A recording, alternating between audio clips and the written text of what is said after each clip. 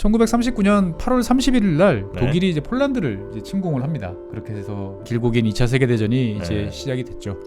그러니까 소련은 25개 사단 54만 명을 동원합니다. 그러니까 탱크 2,400대, 네. 야포 2,000문, 어. 뭐 항공기 한 500대. 그러니까 지금 뭐 봐도 규모로만 보면 어마어마한 거죠. 그래요. 예. 핀란드는 탈탈 털면 한 30만 명. 이거는 정말 다 털어서. 네. 그다음에 항공기 80대. 네. 뭐 이 정도가 전부 다예요. 네. 어떻게 보면 계란으로 바위치기. 근데 바위가 상당히 괴로움을 당했던. 아 진짜요? 예. 네, 핀란드의 그 전쟁 이야기 그러면 새롭게 시작하는 최준영 박사의 지구본 연구소 핀란드 5번째 이야기, 오늘도 법무법인 율촌의 최준영 박사님과 함께하겠습니다. 어서 오십시오. 네, 안녕하세요. 네. 자, 저희가 살면서 아마 한 번도 못 가보신 분들이 거의 98% 정도는 되실. 예. 사실 핀란드는 그렇게 어색한 나라는 아닌데. 그렇습니다. 예. 껌도 많이 씻고. 그렇죠. 예. 그럼에도 불구하고 아마 여기 직접 가보시는 분들은 별로 없으실 거예요. 별로 없죠. 예. 예. 그래서 이 핀란드 이야기를 조금 더 상세하게 이렇게 해드리고 있는데, 이 핀란드 지난 시간까지 이제 뭐 역사도 좀 살펴보고 뭐 경제적인 것도 좀 저희가 예. 봤고요. 내전 이야기도 좀 했었고. 내전 이야기도 좀 드렸고요. 네. 그래서 우리나라와 매우 비슷한.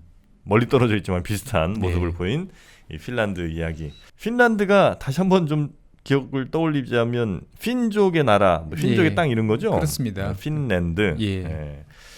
춥고 척박한 거기까지 사람이 사나 싶을 정도의 그 예. 땅인데. 엄청 거기도 저 호수 많고. 예, 그렇죠. 그 나라의 전쟁사가 있지 않겠습니까? 네, 뭐 슬픈 이야기지만 네. 또 이야기 들을 땐 재밌는 게 또 전쟁 이야기죠 보면. 그래서 예, 오늘 2차 세계 대전 때. 네. 또 어떻게 보면 계란으로 바위치기. 근데 바위가 상당히 괴로움을 당했던. 아 진짜요? 예. 어떤 바위인지 뭐 대충 감은 옵니다만 예, 핀란드의 그 전쟁 이야기 그러면 이게 예. 이제 20세기 한 중반쯤인 거죠? 그렇죠. 뭐 네. 1939년, 뭐 네. 40년, 뭐 요때 이야기죠. 네네. 그러니까 뭐 2차 세계 대전은 인류가 벌인 전쟁 중에서 가장 규모가 큰 전쟁이기도 하고, 네. 뭐 그 전쟁의 결과에 따라서 이제 전 세계가 지금처럼 이제 움직이고 있는 거죠. 영토도 보면. 거의 정해졌고 그때. 정해졌고, 네. 뭐 국제 질서도 잡혔고, 예, 지금까지 거의 좀 있으면 이제 뭐 100년 가까이 네. 되는 전쟁인데, 시계를 좀 거슬러 올라가 보면은 이제 1939년. 네. 말이 좀 어색합니다. 맨날 1800 이러다가 1900 하려니까 네. 좀 어색한데 1939년 8월 31일 날 네. 독일이 이제 폴란드를 이제 침공을 합니다. 그렇게 해서 이제 2차 대전 시작. 예, 길고 긴 2차 세계 대전이 이제 네. 시작이 됐죠. 뭐 잘 알려진 것처럼 이제 전격전, 순식간에 이제 폴란드를 독일이 점령을 하죠. 네. 폴란드 같은 경우는 원래 좀 육군 강국이기도 하고 네. 당시로서는 전통적인 기병, 말 타고 다니는 기병이 이제 좀 강한 나라긴 했지만 이때까지도요. 네. 아. 그러니까 2차 세계 대전 때 우리는 뭐 다 탱크 타고 다니고 네. 트럭 타고 다니고 네. 뭐 완전 기계화 부대들이 싸웠다 생각을 하지만 네. 사실 그거는 이제 독일의 어떤 독일군의 이제 선전 영화를 너무 많이 보셔서 아 그래요? 좀 그랬고요. 특히 이제 네. 초창기에는 주로 이제 말 타고 수레가 끌고 1차 세계 대전하고 기계하고 좀 중간에 있는 듯한 그런 모습들이었어요. 무조건 탱크가 다 돌아다닌 거 같은데. 그러진 않았습니다. 보면. 그렇습니까? 예. 그래서 이제 뭐 물론 이제 기갑 부대들이 앞에서 쭉 나왔었지만 그 뒤에서는 이제 열심히 터벅터벅 걸어 다녔죠. 말 타고 다니고. 보병 기병들이. 예. 네. 근데 뭐 폴란드는 전통적인 이제 기병 강국이긴 했지만 뭐 기계화 시대에는 이제 잘 적응을 못했죠. 예. 국력의 한계가 있었기 때문에. 폴란드는 이제 프랑스하고 영국이 도와준다는 약속을 믿고 이제 필사적으로 저항을 했습니다. 저항을 했지만 역부족이죠. 네. 역부족이었는데 서쪽에서 밀려오는 독일군을 맞서가지고 이제 뭐 최선을 다해서 싸우기는 했습니다만 네. 이제 패배가 멀지 않았던 이제 한 2주 후, 네. 그러니까 9월 17일쯤 갑자기 뒤통수에서 이제 카운터 펀치가 날라옵니다. 지금 독일군하고 싸우고 있는데. 네, 독일군하고 싸우고 있는데 뒤에 있는 그러니까 폴란드 동쪽이 소련이죠. 네. 예. 소련이 갑자기 폴란드에 대해서 선전포고를 합니다. 그래요? 예. 뭔가 둘이 독일이랑 소련이랑 좀 짠 건 아니겠죠? 짰죠. 짰어요? 예, 짰죠. 예. 그래서 그러면 그렇습니다. 그래서 원래 이제 그 독일이 딱 쳐들어가는 걸 보고 어떻게 싸우나 하고 보고 있다가 이 정도면 우리가 피해를 거의 입지 않고 충분히 가능하겠다. 날름 먹을 수 있다 싶어가지고 이제 왔죠. 그래서 히틀러가 되게 화를 냈다고 그럽니다. 뭐 최소한 설거지라도 할 생각을 하고 와야지 난 저렇게 날로 먹냐 뭐 이제 이랬다는데 그래서 10월 5일 날 독일과 소련이 폴란드 네. 영토를 이제 나누게 됩니다. 나누게 되는데 2차 세계대전 초반에 네. 이게 2차 세계대전이 사실 발발했던 가장 큰 원인 중에 하나는 원인이라고 할까요? 그 배경 중에 하나는 독일과 소련이 네. 이제 불가침 조약을 맺었어요. 아. 그러니까 독일은 항상 전쟁을 해보면은 서쪽에는 영국, 프랑스, 네. 동쪽에는 러시아, 뭐 소련. 네. 그러니까 독일은 항상 이 양쪽에 싸우는 게 두려운 거예요, 보면은. 그러니까 한쪽을 좀 잘 잡아놓고 싶은데 1차 세계대전 때는 그래서 했던 일이 이제 동쪽에서 일격을 날린 다음에 네. 서쪽으로 몰아가지고 한꺼번에 끝내겠다라고 했는데 잘 안 됐던 거고. 네. 그래서 2차 세계대전 전에는 독일하고 이제 소련이 불가침 조약을 맺습니다. 우리 서로 싸우지 말자. 아, 등 뒤에 칼 꽂진 않게 이렇게 잘 막아놓고. 그렇습니다. 근데 네. 이게 전 세계를 당시로서는 완전히 충격과 공포로 몰아넣은 외교적 조약이었어요. 왜요? 왜냐하면 히틀러가 집권했을 때, 즉 히틀러가 집권한 가장 큰 배경 중에 하나는 공산주의, 반공주의였거든요. 공산주의를 그렇죠, 때려잡자. 그렇죠. 뭐 네. 이게 이제 가장 컸는데 공산주의의 뭐 핵심이자 뭐 그 자체인 소련하고 손을 잡는다? 이거는 사실 상당히 이제 상상하기 힘들었던 거죠. 그렇긴 하네요. 예. 네, 근데 서로 이해관계가 이제 맞아 떨어진 거기도 하고요. 많은 분들이 잘 모르시는 것 중에 하나가 1차 세계대전 이후에 독일 같은 경우는 이제 조약에 따라 가지고 네. 무장, 군비 이런 걸 갖출 수 없도록 이제 했죠. 아, 너희들 다시 탱크 만들고 그렇죠. 기관총 들고 패전국이니까. 다니면 네네네. 또 싸우니까 네. 총 병력은 10만 이하, 네. 탱크는 안 돼, 뭐 비행기도 뭘 안 돼. 이런 식으로 이제 뭐 그렇겠죠. 다 얽어맸어요. 네. 근데 사람은 다 궁하면 통한다고 네. 독일이 이제 뭔가를 그래도 우리는 군사력을 다시 유지는 해야 돼라고 생각을 하다 보니까 사람들 눈에 잘 안 띄고 네. 당시 이제 막 발전하던 기술을 토대로 해서 뭔가 새로운 실험을 해볼 수 있는 데가 어딜까 찾아보니까 눈에 띄는 곳이 폴란드? 소련이었어요. 소련? 예. 소련은 이제 볼세비키 혁명을 통해 가지고 이제 공산주의 혁명을 성공을 했는데 전 세계적으로 고립이 된 상태였죠. 네, 그렇겠죠. 고립이 된 상태다 보니까 뭔가 기술이라든지 뭔가 이런 데 대해서 좀 관심이 좀 많을 수밖에 없는 상태였고 네. 독일 같은 경우는 뭔가 새로운 실험을 해보고 싶은데 사람 눈에 잘 안 띄는 곳에서 해보고 싶고 네. 하다 보니까 이제 소련에서 그 이해관계 맞아 떨어진 거죠. 그러니까 이를테면 소련에 새로운 비행장을 하나 싹 지어놓고 거기서 비행기를 날리고 그럼 소련 친구들도 옆에서 와서 보고 같이 이제 옆에서 이야기하면서 좀 배울 수도 있고 서로 이해가 맞았군요. 이해가 좀 맞았죠. 그래서 독일이 당시에 그 위장 전술이라고 해야 되나요? 어떻게 보면 좀 눈물겹다고 해야 되나? 어떻게 보면 참 절묘하다고 해야 되나? 이런 생각이 드는 게 탱크를 못 만드니까 다 트랙터로 만듭니다. 농기구처럼? 예. 근데 사실 탱크가 원래 나온 게 트랙터에서 나온 거거든요. 아, 그래요? 예, 왜냐면 이제 논밭을 간다라는 게 진창을 막 다녀야 되니까 거기 잘 다닐 수 있는 게 결국은 온천에서는 트랙터였으니까. 그래서 트랙터 조종할 줄 알면 탱크도 조종할 줄 아니까 군인들을 이제 시켜가지고 이제 뭐 농사를 돕는 것처럼 하면서 이제 숙련을 시키는 거죠. 포크레인 같은 거에 껍데기만 바꾸면 탱크처럼 될 수는 있겠군요. 그러니까 이제 뭐 농기계 만들던 공장이 옛날에는 쉽게 탱크 공장으로 바뀌었죠. 그러기도 하고 그다음에 이제 항공기, 전투기 이런 거 안 돼. 네. 그런 걸 아니까 그럼 우린 전투기 안 해요. 대신 우리는 원래 그 일리엔탈부터 시작해서 하늘을 날고자 하는 욕망이 많던 사람들이니까 민간 항공 클럽들을 우리가 좀 도와줄게요. 부흥시킬게요. 그래서 근데 거기 이제 민간 항공 클럽을 만들어도 가르치는 교관들이 있어야 되고. 이분들이 다 이제 원래 전투기 조종사로 명성을 날리시던 분이죠. 그래서 저 친구 잘하는데 타고났는데 싶은 친구들은 뽑아가지고 고등 코스로 좀 가볼래? 라고 해서 이제 독일에서 또 소련으로 보내서 훈련도 시키고 이런 이제 또 배경이 있었던 거죠. 그래서 당시에 이제 독소 불가침 조약 때 이제 그 독일의 이제 외무장관은 이제 리벤트로프라는 사람이었고요. 그다음에 스탈린 그리고 이제 오늘 많이 말씀드릴 이제 몰로토프라는 3인이 이제 색연필을 들고 회담을 합니다. 폴란드 나눠야 되니까. 폴란드뿐만 아니고 유럽 지도를 딱 갖다 놓고 유럽 지도를 놓고 이제 서쪽은 이제 좀 편되기 힘들었겠죠. 뭐 프랑스 뭐 이제 이런 데는 곤란하니까 독일하고 소련 사이에 있는 여러 나라들을 놓고 그래서 이제 유럽 회담들을 보다 보면 색연필 들고 회담하는 게 종종 있어요. 여기는 우리 거. 여기는 우리 거. 참 편하게 땅 차지하네. 우리는 뭐 딱 한반도 말고는 뭐 없으니까요. 그래서 이게 이제 2차 세계대전 끝날 때 얄타 회담까지 이어지는 거죠. 서로 이제 색연필 들고 거기 너무해. 뭐 이런 식으로 이제 세 사람이서 색연필 들고 회의를 했는데 이 독소 불가침 조약에 따라 가지고 독일은 폴란드, 덴마크, 그다음에 노르웨이 네. 대해서 소련이 양해를 합니다. 너희들이 거기 먹어도 우리 뭐라고 안 할게. 그다음에 소련에 대해서는 또 발틱 3국, 네. 에스토니아, 리투아니아, 예, 네네네. 여기하고 핀란드 여기에 대해서 독일이 그래 그건 너희들이 가져가도 우리 신경 안 쓸게라고 이제 이야기를 이제 하는 거죠 보면. 그래서 예전에 제가 폴란드 지구본 연구소에서 말씀드렸을 때 네. 혹시 기억하실지 모르겠지만 폴란드가 사실 손 놓고 있다 당한 건 아니거든요. 전쟁이 일어날 것 같아. 네. 항상 독일을 경계했으니까요. 독일과 소련을 양쪽을 다 경계를 했는데 네. 나름 스파이도 많이 보내고 네. 암호도 해독하고 네. 했는데 독일이 이제 갑자기 그 유명한 암호기 에니그마라는 네. 걸 만들면서 이 폴란드의 암호 해독이 순간 이제 완전히 어려워졌죠. 그래도 사람이 의지를 갖고 막 쏟아부으면 된다고 네. 없던 살림에 수학자들을 동원하고 온갖 네. 노력을 해서 에니그마 해독기를 상당 수준 해독할 수 있는 해독기를 만들었어요. 폴란드가요? 예, 곰바라고 그래가지고 네네네. 폭탄이죠, 폭탄. 네. 에니그마를 터뜨리는. 네. 그래서 열심히 이제 암호를 막 해독을 해서 독일이 심상찮어 점점 파고가 높아지고 있어라고 해서 네. 영국하고 프랑스에다가 몇 차례 비밀리에 경고를 보냅니다. 독일이 심상치 않습니다. 네네네네. 라고 하는데 독일의 침공이 이제 점점 다가오는 순간에 이제 에니그마가 업그레이드가 돼요.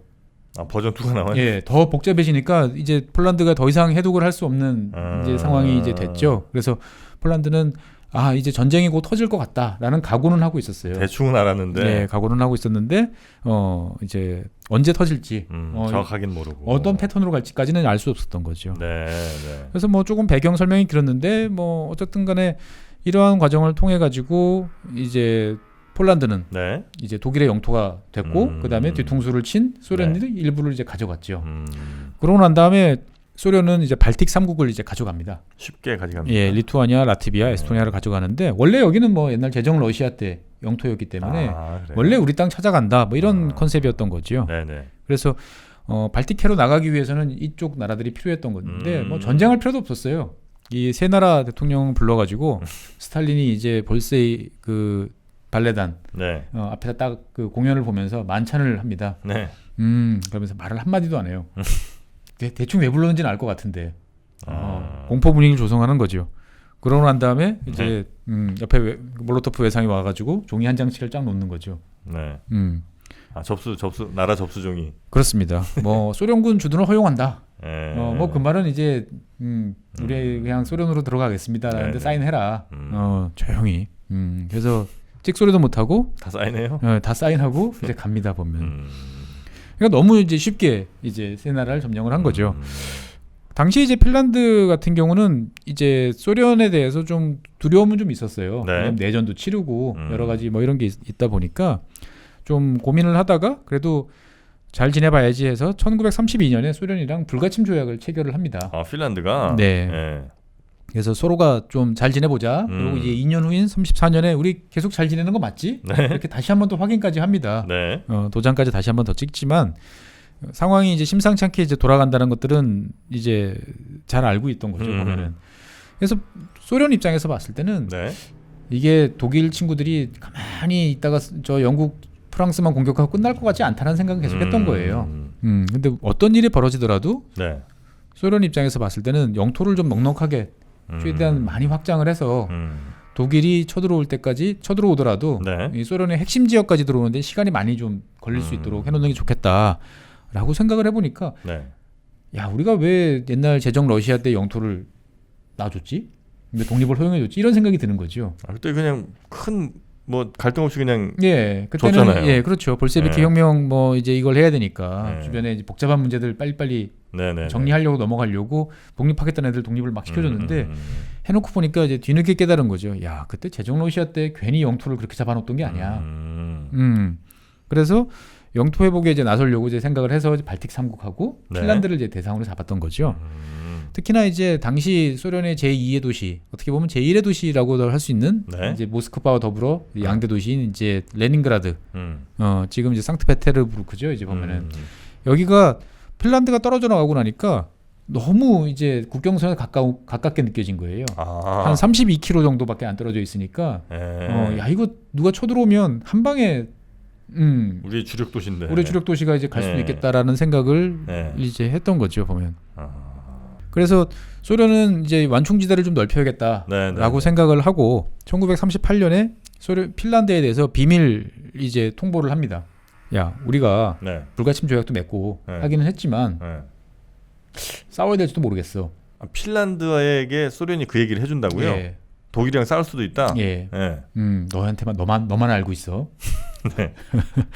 예. 안 되는데 이러면. 비밀리에 통보를 해주는 거죠. 네. 그래서 우리가 핀란드만에 있는 바다에 있는 섬 몇 개 하고 그 다음에 일부 그 땅을 좀 우리가 넘겨주면 좋겠다. 아니면 주는 게 안 되면 임대라도 좀 해라. 핀란드한테 예, 이야기를 하는 그 거죠. 얘기를 해요. 예. 그러니까 어떻게 보면 핀란드는 말로 잘 통해서 될 것 같다는 생각을 했던 거죠. 보면. 예. 근데 핀란드가 당연히 이제 거부해요? 예, 거부를 합니다. 보면. 그리고 이제 발틱 3국이 이제 한순간에 이제 다시 소련 영토로 되는 걸 보면서 이제 핀란드는 이제 각오를 하게 되는 거죠. 이게 그냥은 못 넘어가겠구나. 라고 생각을 하고 이제 병력 동원에 나서는 거죠.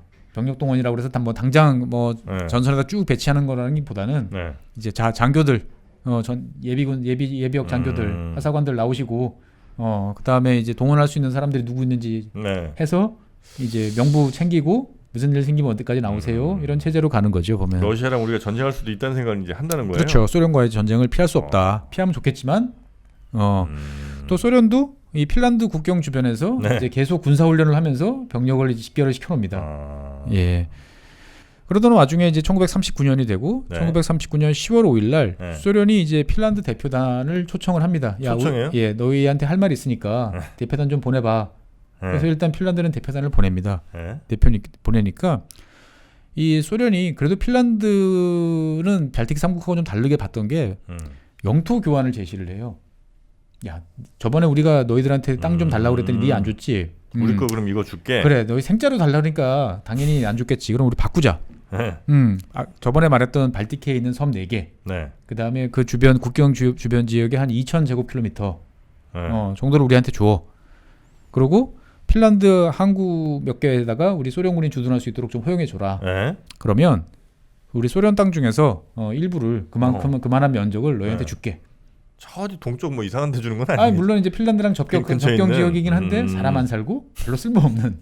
근데 이제 핀란드한테 달라고 했던 거는 사실 핀란드한테는 꽤 중요한 그러한 이제 평지고. 이 핀란드한테는 굉장히 그 소련이 좀 나름 이제 그 온화하게 갔네요. 그러니까 눈만 이렇게 큰 돈으로 지켜 뜬다고 협박한다고 말 들을 거라고는 생각 안 했던 거죠. 그러니까 나름대로 그래도 또 옛날에 또 한솥밥도 먹었고 발틱 3국 대하는 거랑 좀 달라요. 좀 다릅니다 보면. 예.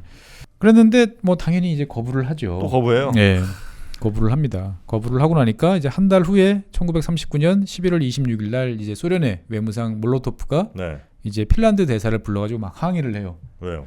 야, 니네들이 우리 소련군 있는 데다 주둔지에다가 포격을 퍼부어가지고 죽고 다치고 난리가 났다 이놈들아. 각오해라. 이러는 거죠. 이제 보면. 이제 진짜 이런 일이 있었어요? 아니면 그냥 만들어낸 거예요? 핑계죠. 핑계죠. 예. 사실 그 독일이 이 폴란드를 이제 침공했을 때도 그냥 멋대로 간 건 아니고 명분을 만들어요. 항상 그렇더라고요. 예. 그래가지고 이제 뭐 폴란드 군복을 입은 친구들을 뭐 이제 독일 방송국에 집어넣어가지고 어쩌고 저쩌고 이제 분탕질을 치게 만들어서 우리가 응징을 해주겠다, 맛을 보여주겠다라고 해서 들어간 거지. 항상 이제 명분이 처음에는 중요하다 보니까 선교사도 보내고 옛날에 보면 그렇습니다. 그래가지고 뭐 11월 26일 날 통보를 했으니까 그 며칠 있다가 1939년 11월 30일 날 이제 소련군이 핀란드에 침공을 하게 됩니다. 결국 전쟁을 가네요. 그렇죠. 그래서 소련은 이제 폴란드에서 한번 해보니까 뭐 금방 이기겠지라고 생각을 해서 룰루랄라 이제 진입을 합니다. 뭐 그렇겠죠. 그러니까 소련은 25개 사단 54만 명을 동원합니다. 소련은 원래 우리는 가진 건 남자밖에 없어 뭐 이런 나라니까 전차 탱크 2,400대, 야포 2,000문, 뭐 항공기 한 500대. 그러니까 지금 뭐 봐도 규모로만 보면 어마어마한 거죠. 항공기 500대. 예. 근데 여기에 대해서는 이제 핀란드는 탈탈 털면 한 30만 명. 이거는 정말 다 털어서. 그다음에 항공기 80대. 뭐 이 정도가 전부 다예요. 뭐 대전차포, 대공포 이런 거 없고. 해군도 없고 그다음에 이제 6.25 때 이제 우리나라 저기 국군처럼 전차는 구경도 못 해보고. 전차도 없어요? 그렇죠. 그래서 뭐 결국은 소련군한테 계속 그 무기랑 탄약 뺏어가지고 전쟁을 내나 치릅니다 보면. 와 대단하네 여기. 예. 그래서 어쨌거나 전쟁이 벌어졌으니까 네. 이제 사령관을 이제 임명을 해서 전쟁을 치러야 되는 거죠. 네. 그래서 당시에 핀란드 사령관은 이제 구스타프 폰 만네르하임. 그 독일에서 온. 독일이 아니고 이제 원래 러시아에서 온. 맞죠. 러시아에서 왔죠. 예. 핀란드 사람이긴 한데 제정 러시아에서 이제 쭉 복무하다가 네네. 돌아왔던. 예, 이 양반을 이제 사령관으로 임명해서 사실 전쟁 준비를 하고 있었던 거죠. 네네. 뭐 원래 러시아군 출신이다 보니까 네. 뭐 그 러시아군이나 소련군이나 기본은 비슷하지라고 해서 다 알고 있었던 거죠 보면은. 그래서 러시아 친구들이 습관이 뭐고 어떤 패턴인지 잘 알고 있었던 거죠. 소련 입장에서 봤을 때는 야, 왜 하필 또 그놈이야 사령관이 이렇게 생각을 하게 되는 거죠. 이 그 구스타프가 러시아의 저 혁명 때문에 이렇게 온 거였나요? 그렇습니다. 그렇죠. 그 당시에 이제 제정 러시아 혼란스러운 시기에 이제 핀란드로 이제 다시 고향인 핀란드로 돌아왔고 그때 이제 적백 내전 이제 벌어졌을 때 이제 그 백군 편에 서서 이제 적군을 때려잡는데 이제 그러니까 소련 입장에서 봤을 때는 철천지왼수죠 이제 보면. 이 과정을 혹시 다시 보고 싶으신 분들은 진난 편을 보시면 이 내용이 아주 자세히 소개되어 있습니다. 그래서 이 당시에 이분이 이제 나이가 72살이에요. 총사령관이. 예. 그러니까 참 나이는 숫자에 불과하다 뭐 이렇게 생각할 수도 있고. 30년대 이때쯤이면 진짜 고령 아니에요? 그렇죠. 지금도 고령이지만. 예, 고령이신데 이분이 다시 또 사령관으로 또 나와야 되는 또 참. 그러니까 생각해 보면 막막한 상황인 거죠. 압도적인 전력 차에. 뭐 전쟁 준비도 뭐 참 부족하고 그렇다고 우리 사령관이 저분이 잘 하실까 뭐 이런 생각이 좀 드는 거죠 보면. 그래서 만네르하임은 사실 이 나름대로 전쟁 준비를 좀 하고는 있었어요. 그래서 1920년대부터 뭐 나름대로 핀란드 사람들이 야 우리가 소련이랑 전쟁을 하면 어디서 붙을까? 당연히 저 국경에서 붙겠지. 근데 국경 지역을 보니까 여긴 산도 없고 강도 없고 아무것도 없네. 라고 생각을 해서 이제 방어 시설들을 일부 좀 건립을 하기 시작을 했었고요. 그 다음에 이제 1939년 정말 이제 폴란드에도 전쟁이 막 터지고 하던 시절에는 10만 이상의 시민들이 자발적으로 참여를 해가지고 삽들고 가서 진지 구축 사업을 이제 시작을 했었습니다. 그래서 이제 이름하여 만네르하임 라인 뭐 이렇게 이제 되고 프롱성 같다. 뭐 프랑스가 건립한 마지노 라인 같이 이제 그런 것이라 생각을 하시는데 그렇지는 않고요. 되게 좀 조잡한 어떤 그러한 라인이었습니다. 보면. 지금 제가 이제 핀란드랑 러시아의 국경을 살짝 보고 있는데 비교적 호수 같은 데도 좀 없는 선 따라서 이렇게 좀 가 있네요. 이 선이 이때 당시 선인지 모르겠습니다만. 지금 국경은 이제 더 핀란드 쪽으로 온 거죠. 왔어요. 예, 더 동쪽으로 이제 보시면 됩니다. 보면. 원래는. 예. 그래서 이제 11월 30일 날 첫날에 침공을 시작했다고 그랬는데 첫날에 뭐 예상했던 것처럼 하루에 8km 딱 진격을 하고 무인지경으로 막 내달리는 거죠. 그래서 당시 소련군이 이제 소련군 사령부에서 이 핀란드 침공군한테 이제 통보를 합니다. 야 속도를 잘 조절해서 스웨덴 국경까지 넘지 않도록 조심해라. 스웨덴은 중립국이고 걔네 건드리면 골치 아파지니까. 핀란드까지만 잘 가자. 예, 뭐 너희들 어디가 어딘지도 모르고 막 내달리다가 스웨덴 가면 골치 아프니까 잘 확인해가면서 가라. 라고 이제 이야기를 이제 하는 거죠. 그러니까 뭐 힘들 거란 생각은 전혀 안 했군요. 그렇습니다. 그리고 이제 뭐 전쟁 의지를 아주 짓밟아 버리기 위해서 공군기를 동원해서 헬싱키나 이런 대도시들을 이제 폭격을 하기 시작을 합니다. 그래서 헬싱키 막 폭격을 하니까 뭐 다들 야 그 민간인들 사는데 왜 폭격해? 그리고 이제 유럽에서 이제 다들 한두 마디씩 하겠죠. 그랬더니 소련군 대답이 이제 걸작이었어요. 소련 대답이 야 우리는 우리 공군기가 가서 헬싱키 상공을 날아다니는 건 맞는데 그건 폭격하는 게 아니고 핀란드가 요즘에 되게 굶주리고 있다고 들어가지고 우리가 굶주린 핀란드 인민들을 위해서 빵바구니를 떨어뜨리고 있는 거다. 무슨 소리야? 무슨 소리예요 이게? 그러니까 이제 우리는 폭격하는 게 아니고 빵바구니를 떠뜨리고 있다라고 언론 플레이를 하고 있는 거죠. 그러니까 이제 당시에 소련이나 이 나치 독일이나 이 선전전에 대해서는 양쪽이 대가였거든요. 그러니까 거짓말하는 거에 대해서는 눈도 깜짝 안 하고 입에 침도 안 바르고 아주 능수능란하게 거짓말을 해요. 반복하면 믿는다라는 게 양쪽 다 이제 뭐 이기고 나면 누가 기억하겠냐 이런 거였죠 보면은. 그래서 이 핀란드 사람들이 이제 이걸 비아냥거리면서 이제 몰로토프의 빵바구니냐 뭐 이런 식으로 이제 비아냥거렸죠. 보면. 네네네. 그래서 러시아가 파죽기세로 계속 들어오고 네. 이제 큰 도시들 막 폭격을 당하고 핀란드군은 계속 뒤로 막 밀리고 네. 이렇게 보면 뭐 금방 전쟁이 끝났을 것 같은데 네. 이 이야기를 왜 굳이 이 시간에 하냐라고 네. 생각하실 분이 계실지 모르겠습니다만 그렇지는 않겠죠. 보면 이렇게 쉽게는 안 무너졌다. 그렇습니다. 네. 그래서 그 재밌는 이야기는 또 여기서 끊으시는군요. 어쩐지 예. 왜 자꾸 진도를 안 나가시나 했더니 네네. 알겠습니다. 그러면 핀란드 이렇게 무너질 핀란드가 아닙니다. 예, 네. 우리와 매우 닮아 있습니다. 끈질긴 정신으로 버텨 나간 핀란드의 이야기는 저희가 다음 시간에 이어서 바로 전해드리도록 하겠습니다.